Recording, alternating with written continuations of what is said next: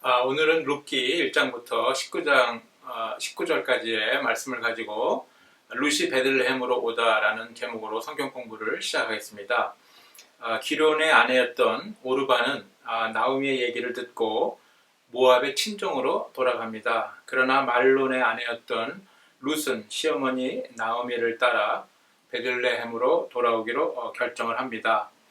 모압 땅에서 베들레헴으로 걸어가는 두 명의 과부 나오미와 룻의 여정에는 아무런 소망이 없어 보입니다.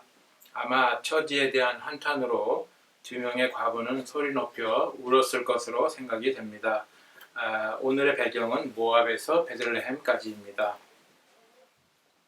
그러나 룻은 시어머니 나오미에게서 이스라엘의 하나님을 배웠을 것이고 모압에서 베들레헴으로 터벅터벅 걸어가는 외로운 길의 여정에서 둘이 손을 맞잡고 기도하면서 세상을 살아갈 힘을 얻었을 것으로 생각이 됩니다.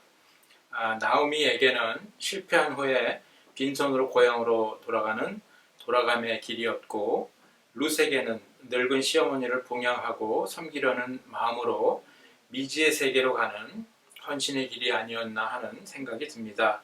그래서 착한 며느리 룻에게 하나님께서 은혜를 내려주시는 것 같습니다. 오늘의 학습 내용은 룻이 시어머니 나오미를 따라 베들레헴으로 오다입니다. 그럼 제가 1장 6절부터 19절까지의 말씀을 읽겠습니다. 모압 지방에서 사는 동안에 나오미는 주님께서 백성을 돌보셔서 고향에 풍년이 들게 하셨다는 말을 듣고 두 며느리와 함께 모압 지방을 떠날 채비를 차렸다. 나오미가 살던 곳을 떠날 때 두 며느리도 함께 떠났다. 그들은 유다 땅으로 돌아가려고 길을 나섰다. 길을 가다가 나오미가 두 며느리에게 말하였다. 너희는 제각기 친정으로 돌아가거라.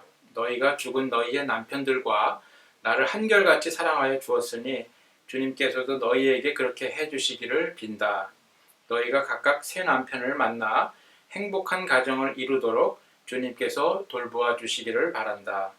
나오미가 작별하려고 그들에게 입을 맞추니 며느리들이 큰 소리로 울면서 말하였다. 아닙니다. 우리도 어머님과 함께 어머님의 결례에게로 돌아가겠습니다. 그러나 나오미는 말렸다. 돌아가다오 내 딸들아. 어찌하여 나와 함께 가려고 하느냐. 아직 내 뱃속에 아들들이 들어있어서 그것들이 너희 남편이라도 될 수 있다는 말이냐. 돌아가다오 내 딸들아. 제발 돌아가거라. 재혼을 하기에는 내가 너무 늙었다. 설령 나에게 어떤 희망이 있다거나 오늘 밤 내가 남편을 맞아들여 아들들을 낳게 된다거나 하더라도 너희가 그것들이 클 때까지 기다릴 셈이냐. 그때까지 재혼도 하지 않고 홀로들 지내겠다는 말이냐. 아서라 내 딸들아. 너희 처지를 생각하니 내 마음이 너무 괴롭구나. 주님께서 손으로 나를 치신 것이 분명하다. 지난번에 말씀드렸던 수혼법에 관련된 그 성경 말씀 내용입니다. 그들은 다시 한번 큰 소리로 울었다. 마침내 오르바는 시어머니에게 입 맞추면서 작별 인사를 드리고 떠났다. 그러나 룻은 오히려 시어머니 곁에 더 달라붙었다. 그러나 나오미가 다시 타일렀다. 보아라, 내 동서는 저희 결례와 신에게로 돌아갔다. 너도 내 동서의 뒤를 따라 돌아가거라. 그러자 룻이 대답하였다. 나더러 하나님 곁을 떠나라거나 하나님을 기다리지 말고 돌아가라고는 강요하지 마십시오. 어머님이 가시는 곳에 나도 가고 어머님이 머무르시는 곳에 나도 머무르겠습니다. 어머님의 결례가 내 결례이고 어머님의 하나님이 내 하나님입니다.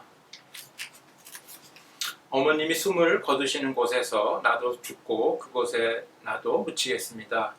죽음이 어머님과 나를 떼어놓기 전에 내가 어머님을 떠난다면 주님께서 나에게 벌을 내리시고 또 더 내리신다 하여도 달게 받겠습니다. 룻의 비장한 각오를 나타내는 말씀입니다. 나오미는 룻이 자기와 함께 가길 굳게 마음먹은 것을 보고 더 이상 말리지 않았다. 그 두 사람은 길을 떠나서 베들레헴에 이르렀다. 그들이 베들레헴에 이르니 온 마을이 떠들썩하였다. 아낙네들이 이게 정말 나오미인가 하고 말하였다. 하나님께서는 베들레헴 백성들을 잘 돌보셔서 베들레헴이 풍성해졌다는 기쁜 소식이 모압 땅에 들려오게 됩니다. 어느 날 나오미는 자기 동족이 살고 있는 땅 유다 베들레헴으로 돌아가기로 작정했고, 며느리인 룻과 오르바는 시어머니인 나오미와 동행하기로 하였습니다.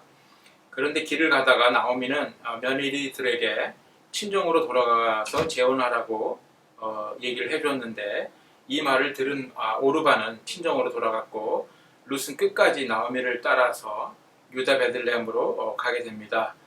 모압 여인 룻이 모압 땅과 모압의 신 바알보올과 그모스를 버리고 이스라엘 땅과 이스라엘 하나님 여호와를 선택하는 장면입니다.